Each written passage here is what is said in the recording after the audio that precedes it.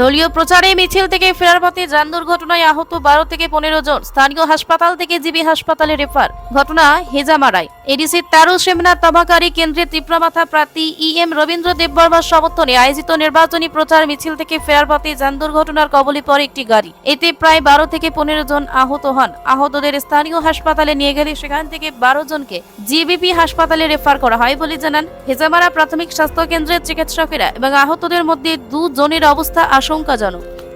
অবস্থায় তো 2 জনকে আমরা অতি সত্বর রেফার করেছি, আর বাকিদের আমরা প্রাথমিক চিকিৎসার পরে প্রথম 2 জনকে আমরা প্রাথমিক চিকিৎসার পরেই রেফার করেছি, কিন্তু এরা ছিল একদম আমরা ট্রায়াজে যেটাকে সবচেয়ে ইম্পর্টেন্ট বলে ধরে নিই, তো সবচেয়ে ইম্পর্টেন্ট যে তারা 2 জনকে আমরা আগে রেফার করেছি। বাকি যারা আছে আমরা স্টেপে স্টেপে প্রায় 4টা ধাপে টোটাল 12 জনকে রেফার করতে হয়েছে, এবং তাদের বিভিন্ন জায়গায় ট্রমা ছিল, এবং আমরা 2 জন ডক্টর এবং 2 জন নার্স ছিলেন, এবং 2 জন জিডিএস স্টাফ এবং 1 জন সুইপিং স্টাফ, আমরা সবাই মিলে এবং বাকি যারা লোকাল মানুষ আছে যথেষ্ট পরিমাণে হেল্প করেছে আমাদেরকে।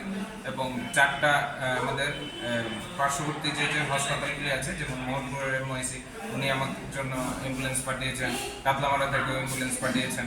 তো আমি তাদের কাছে যথেষ্ট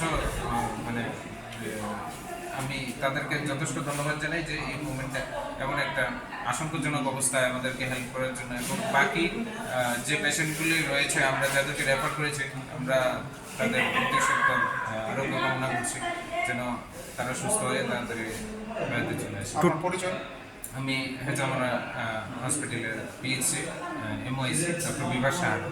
টোটাল কতজন? টোটাল 12 জন আছে।